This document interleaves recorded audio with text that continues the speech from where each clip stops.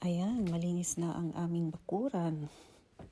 Ready na para mag-barbecue soon dahil malapit na ang summer.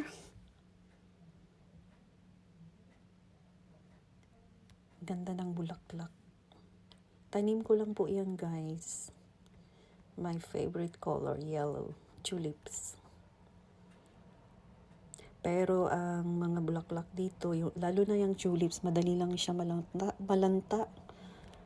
Kaya i-video na natin habang maganda pa dahil malalagas yan soon.